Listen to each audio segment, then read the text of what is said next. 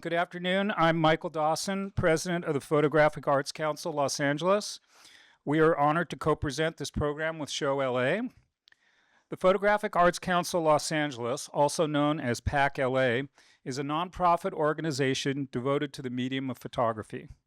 PAC LA is now recognized as a leading independent resource for the entire arts community in Los Angeles and beyond. Our focus has been to gather and engage experts and curious newcomers in conversation about the ways photography connects and enriches our community. We bring together artists, galleries, museums, collectors, educators, and individuals to create unique collaborations, programs, and experiences. PAC LA produces a robust calendar of expertly curated public and member events throughout the city, along with online talks and guided tours. In 2025, to honor the powerful women who shaped PAC LA's first decade, we launched Year of the Woman, a series of flagship public educational events celebrating notable women in fine art photography. In 2026, we are focusing on the theme of innovation, both from a historical review of the technological and cultural impacts of the medium, as well as the rapid transformation of contemporary lens-based practice. We recently opened an office and gallery space here at the Reef, just down at the end. We have a new show opening in downtown Los Angeles and host 4 exhibitions a year curated by the PAC LA board members as well as members of our community. Please visit us in Suite 430 before leaving today. We are featuring a new exhibition titled Water and Power from the photographer Brandon Tosick. As a volunteer-driven nonprofit, PAC LA relies entirely on the support of our generous members and donors. To learn more about how to get involved, subscribe to our in-depth monthly newsletter or become a member. Please visit our website at paclosangeles.com. I would like to introduce my colleague and former PAC LA President, Paula Ely, who will introduce Alejandro Cartagena and Paul Kopeikin. Immediately following the program, Alejandro will be available to sign copies of his new Aperture publication, Ground Rules, and in addition, he has graciously agreed to spend some time in the Show LA photo booth right over here. So for the cost of $25, Alejandro will take your unique Polaroid portrait and sign it. And so 2 great things to take advantage of after the talk. Discount. Oh, well, I don't know. Are there PAC members? I guess they're all PAC members. If you are a PAC member, you will receive a 20% discount on the book. Yeah. And he ought to know. All right. Okay. Thank you. Yeah. Oh, thank you. Should I stand over here? Hi, everybody. I need my glasses. Sorry, it's kind of dark in here. Welcome, everybody. As Michael said, I'm Paula Ely. I'm a collector of fine art photographs. Thank you for this invitation to make this introduction. It's my pleasure to introduce Alejandro Cartagena, one of my favorite people. My partner Cesar and I met Alejandro about 15 years ago when he had his first show at Kopeikin Gallery in LA. It was his first show in LA, I think.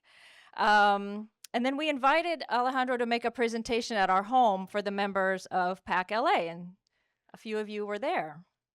We've been great friends ever since. We've palled around Perry Photo and Mexico City, and we've seen a lot of art. We've eaten a lot of Contramar tuna tostadas. We've had a little mezcal. A little? Mostly me. I forgot about the mezcal. We've talked a lot about photography. Through his many innovative and sometimes playful projects, he's explored the human impacts of urbanization, transportation, and housing policies. Exciting stuff. The ways in which we interact with the places where we live and work. The way we have to squeeze into a parking spot or endure long commutes and wonder why things are the way they are. He made excellent books and photo projects about buying real estate and about housing developments, and then came carpoolers. These images of workers getting to and from work sites went viral, And years later, I still see these images on Instagram regularly, all the time. It's insane. Alejandro has a deep knowledge and tremendous love and respect for the history of photography and its role in culture. And he gets excited about new technologies and their potential for creative pursuits. Thanks to Alejandro, I have several NFTs in a wallet somewhere floating around the metaverse. I'm waiting. I'm waiting. He's a gifted and hardworking artist and thinker, as you will see, but it is his warmth, enthusiasm, and his positive energy that makes him such a great friend and colleague. When his mid-career retrospective at SF MoMA opened in November, so many friends turned out to celebrate this extraordinary achievement. It's open until April 19th if you can make it. I really recommend you see it. And it's been really fun to watch the reactions online. It's really generated a lot of excitement. I'm very proud of his success and look forward to this conversation. In conversation with Alejandro is Paul Kopeikin. Paul's a prominent art dealer and gallerist with a focus on photography. Kopeikin Gallery opened in 1991, and he fortuitously closed his physical space just before COVID upended all of our lives. Who knew he was so wise? Visionary. But he has continued to work with a select group of artists as a private dealer, and he and Alejandro have partnered for many years. Maybe they'll share their origin story with us. Please welcome Alejandro and Paul. Oh. You want this? Okay, great. Thank you. Thank you, Paula. Is on, right? Yep. Okay. Talk? Yeah. Talk. 1, 2, 3. Yeah. Okay. Can you it's guys on. hear Paul? Can you hear me? No? They've instructed me how to do this. No? Maybe down a little bit. Okay. Now you can hear me. It's awful close to the mic, though. Let's see. Okay. 1, 2, 3. 1, 2, 3. 1, 2, 3. Okay. We'll go with that. Have you been to any of the fairs this weekend? Not yet. Not yet. Okay. Not well, yet. That was my whole conversation with you was about, well, you know, when you think about, you kind of know what you're going to see at Furries in terms of photography. I was a little surprised. I forgot where the article was that mentioned how much photography there was at Furries, which has never been the case. Yeah. But this year there's a little bit more than there usually is. That seems a world away in some ways than most of the work that you'll see here. Like you won't see really any contemporary, not really very well-known photographers at Furries. Mm-hmm. And I wondered if you could talk a little bit about how you see the different worlds of photography and sort of that world versus this world and where your work kind of fits in with that. Yeah. Okay. So this isn't rehearsed. So I'm Yeah, that's he never Yeah. heard the questions I before. didn't know we were going this way, but Well, you- I wanted. Let me just say, while you think a second, no. I don't want it to be. You know, Alejandro talks. He is given the carpoolers talk And yeah. a million times, and you can read so many different. You can read about it in so many different places. So it's not that we won't talk about that kind of thing, but Alejandro is, in my mind, sort of a visionary about photography beyond his own work, and that's what I wanted this conversation to be a little bit more about. Yeah. So I'll start first from where I've produced my work, which is in Mexico, and then in Mexico, in Monterrey. So I'm in this huge town of 6 million people that has a tradition in photography, but maybe not known outside of our little region. And because of that, producing work from a periphery, there's always both a struggle and an opportunity to think about photography. A struggle because one feels as an outsider, as are my gestures that I'm producing out there in the middle of nowhere, do they really mean something when placed with the broader photography world that is out there? And not one photography world, but the 2 or 3 that exists out there.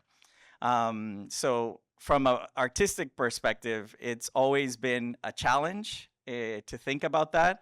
But it's also an opportunity because I can also not give a fuck and just do what I do and see what happens. And for those who are ever questioning themselves as practitioners, like, is what I'm doing ever going to matter? Well, it can matter if you do it to the best of your abilities and to the most honest degree that you can produce your own work. And for me, this retrospective at SF MoMA was unbelievable. I don't think we ever, like, between us, we've known each other for so long. We've never thought that something like that could happen. I mean, Paula also, this was an acknowledgement that all those weird ideas that I've been having in that little place in Monterey kind of matter. Like, they talk to the rest of the photography worlds that are out there. And I inhabit the photo book world, I inhabit the contemporary photography world, and maybe a tiny bit of the contemporary art world. And photography is 200 years later still misunderstood. Nobody knows what photography as art is. And we're a bunch of geeks here that kind of do know. But when you talk to people outside our little circle, it's like, it's still a preconception that photography is a document, that it's indexical, that it's about truth, that it's about a documentation.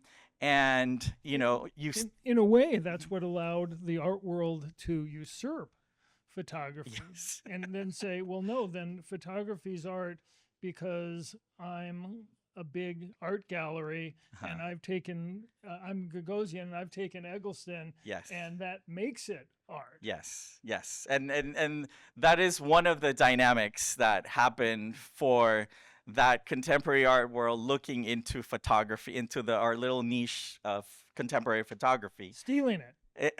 I don't know. We can say stealing. We can say contextualizing is also, I would say, because it doesn't happen by miracle. Like, somebody actually has to do the work and make a point of why those gestures mean something for an artistic practice that's outside of the photographic medium. But in essence, photography is always struggling. And is that a good thing or a bad thing? I don't know. For me as a practitioner, I think it's perfect because it makes you think even more than you actually have to think in order to produce something that is meaningful. The amount of questions and pushbacks to your gestures as an artist are way more harder than for a painter to paint something in 2026. For an artist to be a photographer in 2026, it's really hard. And I think it's for the benefit if you want to see it that way, because you have to be more thoughtful about the history of art, the history of photography, how the medium works. What is the medium's position after 200 years of informing how the world looks? Why do we need photographs in 2026? Well, that was kind of easy for you in the beginning, right? Because you come at it as an archivist first. Yeah. In a way. So the first 5 years of my practice was working at a photography archive, and my job was scanning other people's work. And it was work from late 1800s up to the 1970s. And without even me knowing that that was going to happen, it really made an influence in me in terms of thinking that my documentation and my pointing my camera at something might mean something in the future. I was looking at these anonymous pictures by photographers that are not art photographers. They were just for hire, but they documented part of the world that I live in that doesn't exist anymore. And though that seed was, I think, instrumental in how I thought of what to photograph. And well, you start to see the art Yeah. also within the picture. yes, of course. Whether intentional or not, Yes. and make comparisons between what works as a photograph and what doesn't. Exactly. That's very true. A lot of the let's say the understanding that I started to hardness was the intentionality in the compositions and the way things are being observed. And seeing that from anonymous photographers randomly, like one of my first jobs at the photography center was to travel for 3 months to 51 cities in the state of Nuevo León and ask people outside churches, malls, and say, do you have old photographs from 1970 back? And if I could scan them to make a book about the past of the state of Nuevo León. And when I was looking at these pictures, I'm like, these are masters of photography. These people knew how to work the camera. But it also inscribed a question that's always in the back of my mind. If these people were not even artists and they could make, and these images are so grandiose and beautiful and would be considered art if they had Walker Evans attached to it, then who's actually taking the picture? Is it the camera that's making us see the world the way that we see it? And though, like, that question has, it really informed me in 2018 when I started to stop taking pictures. Like I started working more with archives and thinking of using images that are already in circulation and recontextualizing them. But I'm jumping ahead. That's right. So yeah. you were working at the archive. You were already taking pictures. Yes. As well. Yes. And what were those pictures like? They were very naive projects, but instrumental in forming who I am as a photographer. The first big project that I did is called Identidad Nuevo León, and it was 1 year of traveling through the state of Nuevo León. I did a second tour of the state to photograph people from the state, and we did 870 portraits of people for a whole year. This was after the archive trip. Yeah, this was it was almost simultaneously, like they overlapped for like a couple months. So you're doing your own project, but being paid from another company to do that. My colleague who was driving the car would pick me up Mondays at 7 a.m. We would travel until Friday, and then I'd party on Friday, and then Saturday morning with my other friend, we would go to do the tour for the other project. This is, of course, before he's married and Yes. has children. So it was all about taking pictures, and every single piece of money that I had was invested in, I need to do projects. Like I need to look at things. I need to take photographs of Did things. some of these small towns have their town photographer? Like in the last few Yes. years, you've seen more of those kind of books coming out. I remember I represented an estate of a guy named Stern Bramson, who was the Louisville, Kentucky Yes. photographer. So like that. Yes, there's several of those. I've actually done one of my favorite books that I've done called "We Love Our Employees" is by one of those photographers from Monterey. He was the town photographer for about 60 years, and he photographed everything, all kinds of people, single people, kids, and then he was also hired to work for companies in Monterey. And one of the companies that hired him during the end of the 1930s up to late 1940s was it's called Cuauhtémoc y Famosa. It's a beer company that is now owned by Heineken. And that was the first Mexican company to invent they called them white unions, which is a union that is inside of the company. So basically it's human resources has a union. And because of constitutionally, you were, as a worker, you had for the first time the right to unionize. But that company said, well, if you want to join a union, you can only join the one from our company. So basically, they coordinated the whole spirit of unionization. And to make sure that nobody was fucking around with, thinking about strikes, they would throw parties all the time and make people drunk. And they would put spies in the parties to tap into conversations from people. And this photographer, this Alberto Flores Varela, he was the one who was there to take the picture of who was at the party. And then those pictures were used to single out this one, this one, this one. Were insiders of What strikes. happened to his archive? It's part of the archive that I used to work at, the one that I worked for 5 years. I scanned maybe, I don't know, like 3,000 of his pictures over the 5 years that I was there. Yeah. And then you left there just leaving a job, or at that point did you realize that your photography career was? So I was there for 5 years, and by the 4th year, I had been doing a lot of projects. We had encounters at that time, and I was finishing Suburbia Mexicana, that book and that project, and I felt that I needed a little bit more of theoretical understanding of my practice, so I started a master's degree in visual studies. That goes back to when we first met, right? The story Yes. when we first met, and I Yes. and I kind of blew Alejandro off. Yes. I'm so lucky to be sitting here today. We And can to tell that Alejandro's, story.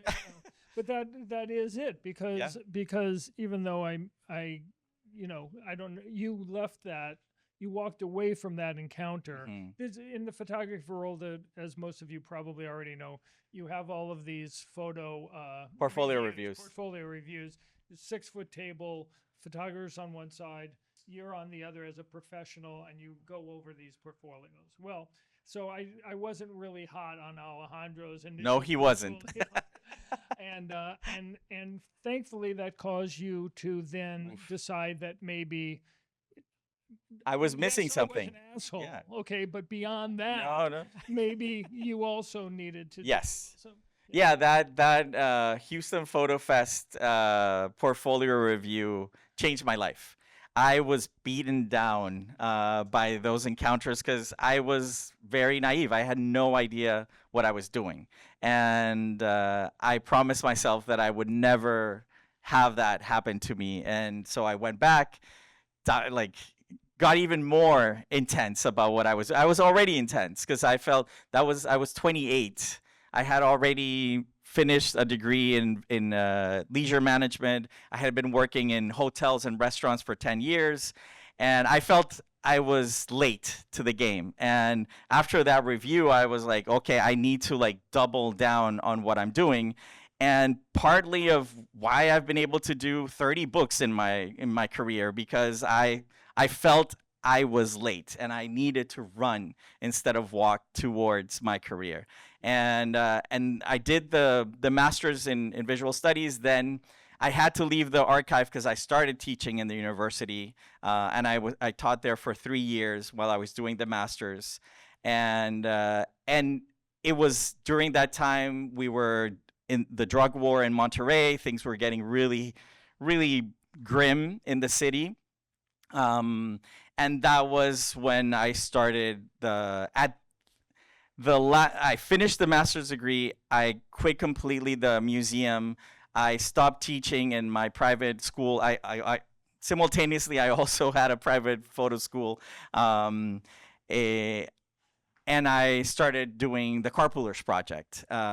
It was 3 months of absolute depression, no job, no teaching, no classes, and I got a call from a research institute in Monterrey that wanted me to illustrate 11 papers, PhD papers, on how people use cars in northern Mexico.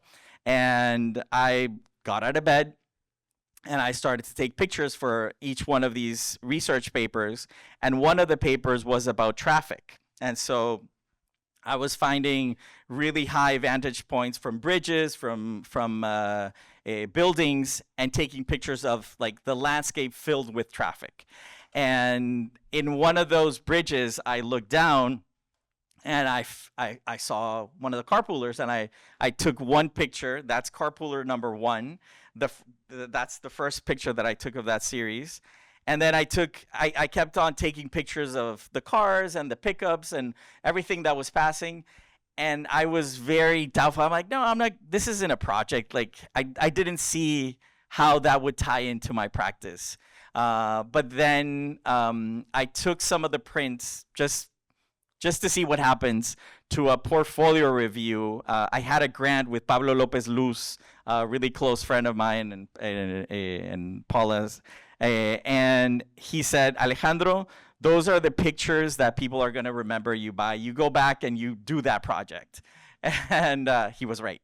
And then I went back and I just committed to like going every once or twice a week to take pictures of the Carpoolers project. But it was a troubled time. And I like to tell that story because it was at the darkest time, one of my darkest times, that I came up with one of my best projects that I've done in my life.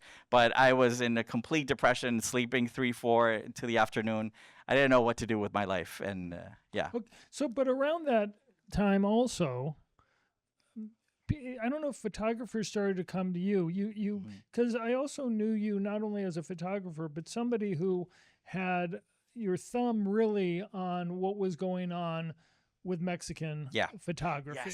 Yes. Around that same time. Now, I don't think you have quite as much time to do that today. So, but tell me, I want to hear about that, because one of the shows we did, you were in one room and you had curated a show of photography in another room that was an impressive group of photographers. So Yes. how did that happen? How did people start realizing who you were and coming to you? So that's a really cool story, because Facebook, when I used to use it, you saw that I was posting about my colleagues and my friends getting awards all over the world with their projects. And you said, hey, would you like to curate a show of Mexican photography? I'm like, oh my God, Paul is asking me to do this show.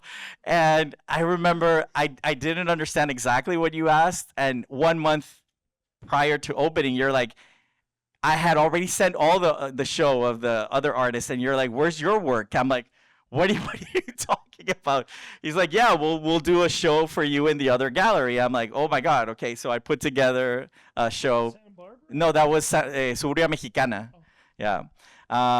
So anyways, at that time, this was a time of blogs, and I was blogging a lot about other people's photography, because that's kind of how I was learning. Again, I'm in the middle of nowhere in Monterrey, looking at the rest of the world, all these exhibitions happening and all these things happening. I'm like, how do I become part of that? And the way that I found access was just to write about other photographers, not only my immediate colleagues in Mexico, but from all around the world. So that was already about 10 or 15 years ago, right? I mean, that was 2007, 8, 9. Yeah. That's when I was blogging. So- That was 19 years ago. So what's Mexican photography today versus what it was at that time? How has it progressed? I feel there's a gap right now. There was a cohesiveness, maybe because there were like institutions that had like photography programs that were consistent. There was something about a way to tap into the idea of Mexican photography at that time that is not there right now, I feel. That being said, I mean, there are amazing photographers right now, but they're scattered more than they were before. Well, I was thinking maybe it's because it's not so much about Mexican photographers now. It's the better Mexican photographers like yourself that are. It's more international now. In a way, it doesn't matter where you're from. Yeah, Whereas it did at a certain time. I mean, yes, yeah, we can say that. You can disagree with me too. No. I mean, there's partly, I think that's true. But yeah, maybe it's me and it's not the scene itself. I'm preoccupied with with other things now. But I'm still like I try to be as active as possible. Like this year, with my publishing house, Los Sumergidos, we're publishing a book about the chupacabras. we're publishing a book about this little town in near Acapulco, where it's basically like a simulation of a government, of a Mexican government, by Melba Arellano. And we're publishing another book by Sonia Madrigal called El Muro de Trump. Puro Avance, I think. Puro Avance is what it's called. Are these artists then that you look at? Do you look at artists separately as book artists? You know, an artist that you're interested in because you can make a book of, as opposed to an artist saying, oh, you know, their practice. Their prints are incredible. I mean, today it's so awful. You hardly ever see people's prints. Yeah. That's one of the nice things about having this show. Yes. You know. I have a big affinity to books, and when I see a project that has that thing that will make it into a really good photo book, I'm instantly attracted to it. And these 3 books of these 3 Mexican photographers, they've, like, 2 of the projects I had known. One is a new project that I hadn't seen before.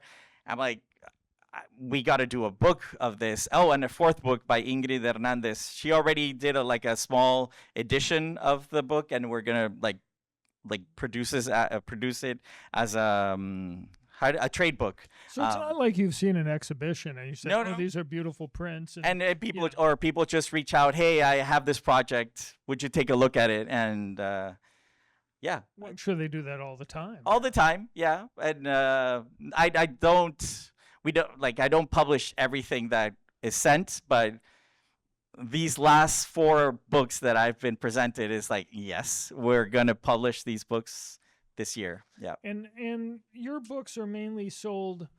They're often sold by you, sitting at a table at a book. At LA Bar Book Fair. Here, by the way? Do Not you have here. a table here? No table Not this that time. You need to go back to it, but you know. Sorry if no. Yeah. Yeah. So I guess let's talk about books Sure. for a few minutes. It started with yours. Yes. It So started with Carpoolers. it started with Carpoolers. That was the first self-published book that I did, and It's now on its 4th. it's 4th version, 3rd edition. So Explain the difference between, because before Carpoolers, I just thought, oh, you sell out the book, then you do it again. no. No. So these images here, those are like the first dummies that were unsuccessful of the Carpoolers, but basically that first dummy that I was doing of Carpoolers was so complex that basically I've been going back to that first experiment and picking little parts of that experiment and doing a whole book with that little part of that dummy. So with that first dummy, I showed it to Larissa Leclerc from Indie Photo Book Library. I showed it to Leslie Martin from Aperture at that time. And Leslie gave me a really smart advice. Like, she said, there's no flow between the parts. Like, it's almost like one part crashes into the other and you start a new book. And for me, that was really frustrating at that time because I had worked so like a whole year on building this dummy, and but it made sense. So were you building it with the idea of the Perry Photo Prize or anything like that? No. I was just doing my thing. Don't do books for prizes. That's dumb. Do it for you. Do it for you. It was so complex that it was killing itself. Like, the book was so complicated, each part was so good that it invalidated the next part of the book. So I needed to sacrifice in order for the book to work as a book. So and when I say we, is Fernando Gallegos, an editor that I've been working with for many years. We cut out parts and we left the essence to make the book work. And once it worked, it was perfect. It was like something was really working with the book. And I started to reach out to publishers, and the publishing world is very complicated. Now I know because I'm a publisher. And at that time, I was being asked for a certain amount of money in order to publish the book. And I just had an idea, what if I put all the money and I publish the book. I can make back my money and I can publish more books. And it seems simple, but it's really complicated to print 1,000 books, find 1,000 homes for those books. It's fucking complicated. But I was naive. I thought maybe I can do it. And 3 months later, I sold out the 1,000 books. I was like, oh my God, this is incredible. I took that money and I've been like basically reusing that money to do all the books that I've done since. And for Carpooler specifically, like I said, that first dummy was so complex. The second version of Carpoolers is one idea from that dummy. The third Carpooler is another idea from that dummy. The fourth Carpooler is an idea from that dummy. So they're different books. They're all different books, yes. Every time, different paper, different design, different typography, different sequence, all to work for that idea that we isolated from the initial dummy. Are you more interested in books than you are in photographs today? It depends. I mean, after what we did at SF MoMA, I'm torn. That was such a great. I mean, what Shayna did for that show is I never experienced that. I was trying to think it's like I want to force everyone here to go see that show, right? Because I just feel like it's like I know. I talk about I saw the first time Avedon in New York had done this huge blow up of in the American West. You know, so you see along the way shows that you go, oh, I was at that show. Like it was that important. That's how I feel about your show. I feel like, 20, 30 years from now, the people don't have posters anymore, but you have the book. Yes. It's like, oh yeah, I was at that show. Yeah. Because it's the most amazing, she's really elevated almost every series of your work. Yeah. Okay. Like to make it in the most best possible way it could be seen and understood. Yeah. I wish she was here. I'd have her stand up and we could clap for her. But you yourself have talked about, and I'd like you to talk about what that collaboration was like, because we should all be so lucky in our own work that we would have somebody to come together and do something like that. No, what's different with a book and an exhibition is that when you're designing a book and creating you're authoring a book, there's a containment. There's almost like a fooling and a playing of, we're coming into this object that we are all going to play, that this has something that has meaning. And just because of that social construct and contract, the way that you can play around with books is like nothing else. It's like, that's what a photo book is. It's this idiom. It's this self-contained idea, visual, typography, sequence, materiality. There's so many things that happen to make a book work, and it does not translate to the wall. And what Shayna did was think of other things. There's a timeline. So she's considering a timeline. She's considering materiality of how the images are made. That be a screen, that be a book, that be a print, that be a print without a frame. She's thinking about the interconnections between the collections and the projects. Hyperlinks, if one thinks about it. You're walking through the exhibition where you're giving cues that are later going to be talked about once you're in the fourth gallery. You start with identity, personal identity, and then you come to Mexican identity, cultural identity, and that's like, of course, we're looking at this because there's something that you already saw that was already presented in the exhibition, and then there's the completely dismantling of the pictures on the wall with the photo book section where the images also work. It's the same image, but suddenly the book also makes it work. And it's a big question. What is photography? Is it a screen? Is it a picture on the screen? Is it a picture in a book? Is it a picture on the wall? So She Is it something you own on your phone? on your phone, exactly. It's and that is what's so exciting about the show. It's that it's unfinished. It's alive. And I remember we were a week into installing, and I told Shayna, this is a very risky show. It can fall apart or it can work. And it worked, at least in my head. But that was so exciting because normally, if you think of a retrospective, you have all the greatest hits, and that's it. It's like, this is their accomplishment. These are the images that talk about who this artist is. And here it's a proposition. It's a bunch of questions. And I think in 2026, we need exhibitions that ask questions, not give us certainty of this is the best art that exists. It's not about that. It's also a mid-career retrospective, so it kind of helps point to your future. Yes. Which we should talk about a little bit now. Sure. So, where are you going to be in 5 years? Ouch.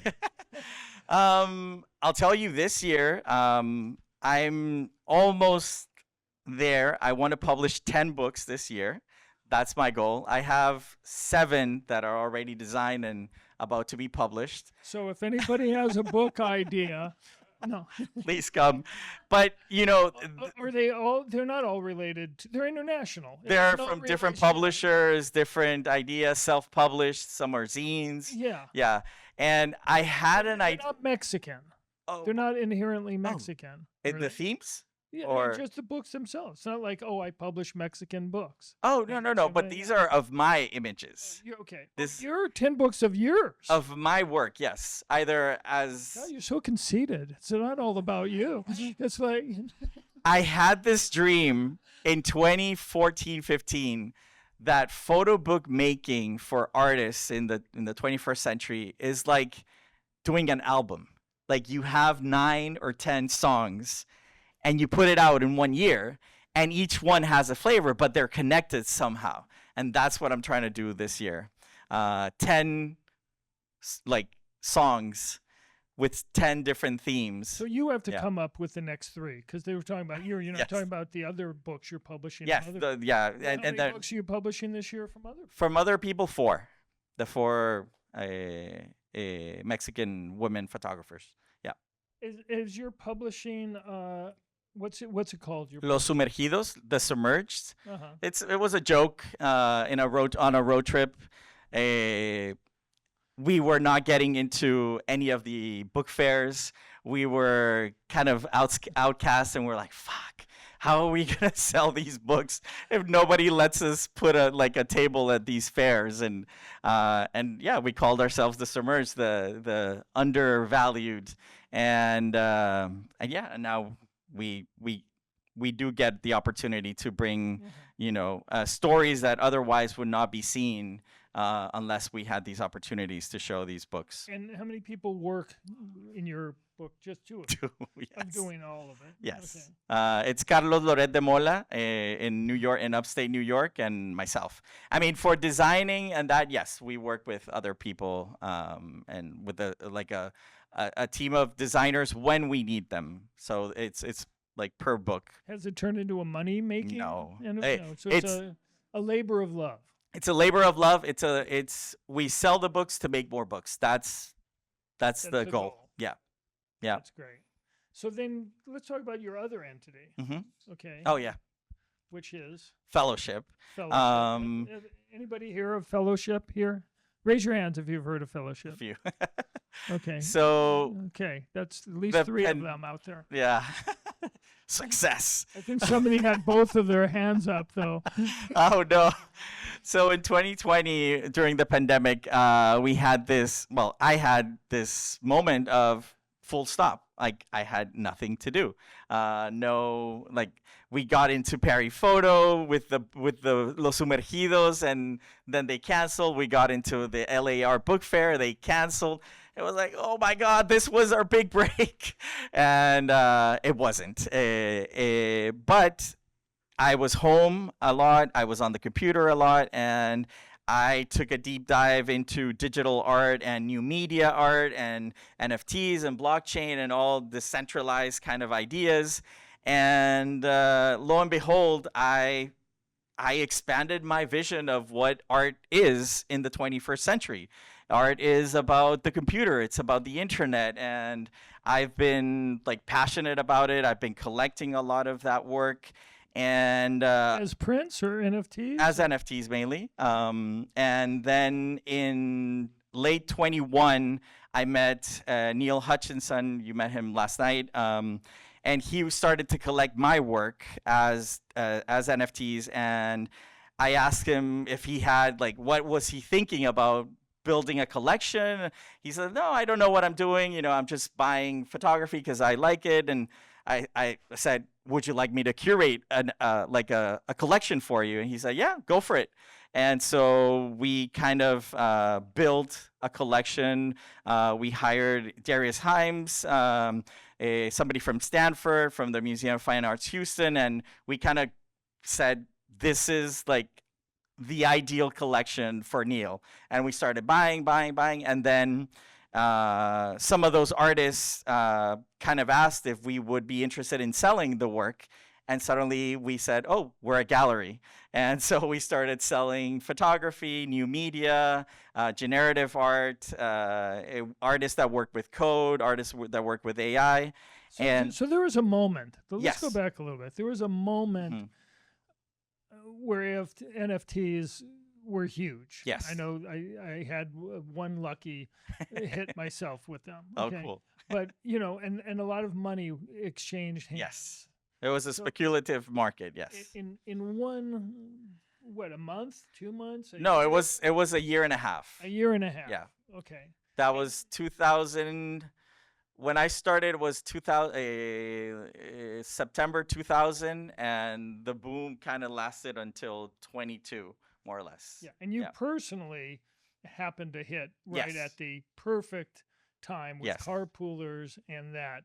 Yeah. So you're set for life, I know. I hope. No. I'm not But- set for life. So now most people, I think of that as like, oh, it's over. I'm glad I Yes. didn't get suckered into that because, you know, I didn't buy anything for a lot of money and now it's not worth a lot of money. But but you're sticking with it. Yeah, because it's that was the tip of the iceberg, and that's what's been so exciting. And I am so obsessive about things. That's why it's still interesting for me, because there's this whole world from the 1960s that has to do with computer art, generative photography. I mean, there's this world of how to understand the world in a different way, and I'm just obsessed with it. And I work with these artists. We have a gallery in London, and then we do shows once or twice every 2 months. And yeah, we're just thinking of how do artists today that work with technology show us like a different understanding of the technology that makes our lives be our lives. So then not what we understood as an NFT where we're just selling an image of Oh, no. charcoal on. That time came and went. Now Yes. you're talking about a whole different thing. Yeah. We're talking about artists who create like a system, an algorithm, and the artwork is the algorithm. It's not an NFT per se. It's the whole code, the whole structure of building these systems with no utility, but an artistic or formal or abstract gesture. So you're taking very useful technologies and making them do nothing. And that is beautiful, at least in my head. And there are collectors who also love that. And yeah, that's, yeah. Now, collectors who love it as something that they have, not Mhm. necessarily a print on the wall. Both. Well, Both. because I remember, and so what was it, 2 or 3 years ago, you had the booth at Zonamaco Yes. of these prints. Yes. I thought they were all so awful. I can't Thank even, you. the one, what was That's the a one? badge. The worst was the one He by thought the same of my work 20 years ago. So- It's true. Well, what was the woman? There's a woman who had like their grandmothers in a bowl. Oh, yeah. Nice aunties. Yes. Yeah. Then we had dinner with her. Yes. you know. She's Anyway, lovely. So was that successful? Did people Yeah. buy that work? and Yes, yes, it was and is still very successful. Uh-huh. Yeah. But you Um, don't necessarily see it as prints, this kind of thing you're talking about now, or there's collectors on both sides. There are collectors who have no interest in the physicality of these objects, and some collectors that are very much about the physical object. And coincidentally, there's like a digital replica as an NFT that's there too. But there are different kinds of collectors. Like one of my favorite artists that we work with, Rafael Rosendal, he was doing websites in the early 2000s, and that's what we sell, our websites, like domain names. That is his art.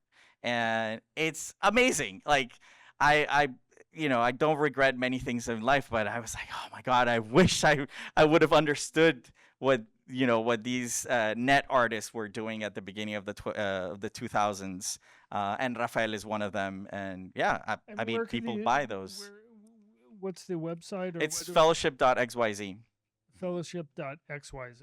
Yeah. What is the XYZ? Is that a thing I didn't know? It's just there's many dot there's .io, there's .sex, there's all Why kinds didn't of. you do .sex. I don't That use would've that drawn one. up. No, .xyz. Okay, .xyz. Okay, well, that sounds good. Yeah. So where do you think that's going? That part of it's going? I mean, for me as an artist, I'm doing experiments. I'm like at SF MoMA, we had a 3-day interactive installation with my Suburbia Mexicana work that we converted into an AI algorithm where you would, through shapes and cutouts, you would manipulate these shapes and you would change my photographs live on a Oh, we screen. did that at the first night of the opening. Yes, the first night of the opening, yes. It reminded me of like it was overhead projector. So Yes. it was like old Winterland where they Yes, used to yes. do the psychedelic thing. There you go, yeah. Overhead projector. I didn't even know they had overhead. And like I'm incorporating these ideas that artists have been exploring for 20, 30, 40 years into my practice. Like one of the books, the new books that I'm doing is the Suburban Bus Project. There's 2,800 pictures that I took of that project. And so we run it through an algorithm, and the algorithm does the editing of the book. And we first tested it, and it's right now at SF MoMA, the big mural. That is an algorithm interpreting my images and finding a sequence of how it should look. And so we're translating that into a book. So I'm exploring these technological ideas into photography, which is a technology which we've romantically kind of taken the technology out of photography. But I don't know. So when I ask you where you'll be in 5 years, you may be on a beach somewhere while AI is just creating books and photographs with your name on it. I don't know. I mean, I've built agents and stuff just for the fun of it, but in the end, I want to do stuff for me. So it's still fun for you Oh, what you're doing. if it's not fun, I don't want to do it. Yeah. Yeah. Yeah. Wow. We've covered a lot of ground. Yes. I'm going to open it up for questions. If anybody has it, or else I'll go if you don't have any questions. Also, I was asked by Aperture to mention the fact that perhaps the best deal around is Aperture is selling a version of Carpoolers, is it? Yeah. No, of the of this with the two prints. with the two prints. Yeah, Yes. with two Carpoolers that are smaller versions than Mhm. what we sell to, but they're Carpoolers. Yeah. So two Carpoolers, the new book, Mhm. $450, I think. Yep. I get none of that money. And she wanted me to mention it. And of course, you've already mentioned the book. Yes. So, Questions? Anybody? Anybody? We have one here, and they didn't see you. Or if you want to say it out loud. Okay, I'll repeat it. Don't worry. So she's asking, what were the 4 original ideas in the carpoolers? One was movement, how to edit movement into the book, and I'll try to show it here. This was my solution, cutting the pictures and it was horrible. It wasn't working because these images were taken full, like I'm cutting them through design, and that just didn't work. But then, for like not for 10 years later, I'm like, wait a minute, I did take pictures that were cut when I was taking their rejects. And that was exactly what I wanted to do, but I was doing it with design, and that's why it didn't work. So I just incorporated the mistakes. But by the way, Yeah. 3 of those mistakes Yes. are in what I think is a really cool idea for a show at the beginning of this 4th floor. Yes. And which is mistakes. Yeah, right? unwrong, the unwrong exhibition. And if you haven't seen it, and they're for sale, I think you get It's a bid. bid on it. Mhm. And I was interested because I'd never seen those pictures, Yeah. and they work well. They work well, yes. And the first time that I thought of incorporating them was in the 4th version. So that was one. The second was the idea of a landscape. Like, this is a landscape. I'm just focusing on one bit. So the second edition, there's no white frame. Everything is full bleed. So you feel like you're looking at a landscape, and all the lanes are like put together. And you're looking at the 3 lanes that in Periphery I was actually looking at. So we build landscapes. Every double spread is kind of a landscape. And then the 3rd edition, trying to think about it. Oh, the 3rd edition in reality was about cutouts. There was something that we were doing for the first book that was cutting something from the paper that the carpoolers read while they're traveling this way. So in the 3rd edition, we have a cutout of a cutout of them on the cover, and then inside cutouts of a woman or soccer players or like things. Is that me or that's you? Okay. So that was the 3rd, and then the 4th is this the idea of how to bring movement into a still book. Yeah. Is that it for carpoolers? Because is that 4 edition and done? No. There's many more things to think about. Okay. Yeah. So you may never be done with carpoolers. I don't think so. Okay. There's one there. So, question: you've started as an archivist. Yes. You've put into publishing and printing, doing imagery and making prints, doing NFTs, doing the future. Where do you see, like, I don't know, 2030, 2040, how you will display your work, or how you're going to bring your work to us now? I'm really excited about books still, and I think 2030, 2040 will still be books. But the other thing, that interactive work I put at SF MoMA, where people were manipulating my images through interaction, that was really exhilarating for me. So I'm trying to think of how to do more like installation pieces where people, the work is unfinished, and you as a participant, you kind of inform the work with movement, with form, with your body. It's kind of like Disney making a deal with I forgot what company, so that people can start using Disney characters. Oh yeah. To create It's, their with own. OpenAI, no, I think. Yeah. Okay. So it's kind of like that. I mean, I guess so. People are like, well, why would Disney do that? Well, because they see the future too. I mean, right now I'm about to release a video game of carpoolers. So that's What to get people? Is it shooting? People are killing. no shooting. Okay. What- It actually brings you into, there's a photographer taking pictures, there's a truck, there's workers, there's materials, there's a road trip from Mexico to the US and the US back, and there's police, you have to avoid the police, and you get points for picking up people and leaving them at their job sites. You pick up people at Walmart, at Home Depot. Yeah. Who were you thinking of? Who's the audience for this game? Who were you thinking? Anybody. What, yeah. Kids? Would it be interesting to kids? I mean, Fausto and Carlota have played it, but they're in a different place. I mean, I think boomers, you know. Okay. like us. That we, it's a very simple game, but every time that I've played it, it does make you understand the whole system.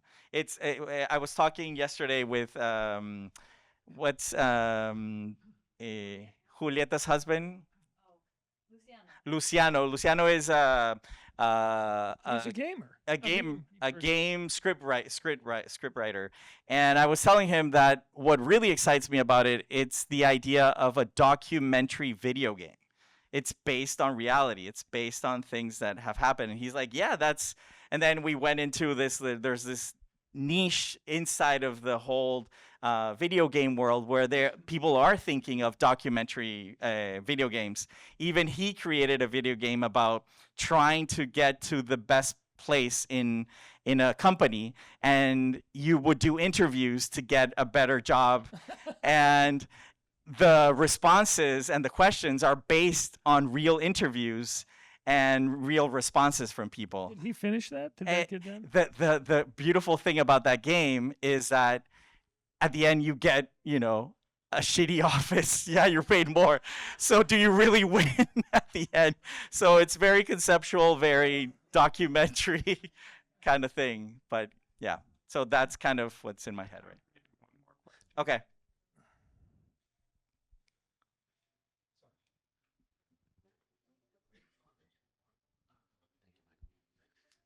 Thank you, Alejandro. Thank you, Paul. PAC LA. Doing this. Alejandro, well, first off, I think the video game is incredibly topical right now. So I Yeah. think anyone that's against ice will resonate with this. Yeah. So I think that's an amazing idea. I greatly respect your book practice. And when you began speaking about carpoolers, you casually mentioned my longtime editor. And I was wondering if you could speak a little bit to how you've early on in your book practice, how you determined who you wanted your editor to be. Yeah. Is that editor also a photographer, or if you could just speak to that a little bit, because I know how integral that can be, those Sure. those collaborations when you're making books. Yeah. So Fernando used to be my student when I was teaching in university, and he actually was there when I was doing the Carpoolers project. It was the first time that I was working with an assistant because it was during the drug war, and I needed somebody to keep a lookout. While I was taking the pictures, he was like looking around to see if there was nothing like dangerous around us. And then it was just a coincidence, to be honest. He was there at the studio, and I was doing the books, and he started to contribute really interesting ideas. He's a book lover in terms of like literature. He reads a lot. He's a DP, so he like shoots films and commercials, and but then he's also a photographer. And his inputs were so on point that I just gravitated to working with him. And plus, we're from different generations. He's 12 or 13 years younger than I am. And there are some discrepancies, like some things that I would never do with my books that he was proposing. And I just saw those as signs of, wait a minute, maybe there's something that I am not even able to see because of my understanding of life, my generation. And so it was really fun to work with him because of that that back and forth and that contradiction or contradicting viewpoints. And there was the exercise that I most loved was the first time that we would both go and edit the project, and then we would come together and see that we would edit the same pictures together or do a sequence and it's like, the images are asking to be seen this way. There's no way that you on your own and me on my own, we came up with the same idea. That is something. And then we would build the book then we analyze, what was it that made these two images or this sequence work? And then we build from that the rest of the book. So yeah, it's a lot of trust and a lot of vulnerability, honestly. There was like the first book that I told him, you edit everything, he did something that I would never do. And I'm grateful for it because he made the images seem something that I had never seen before. Yeah. That's it.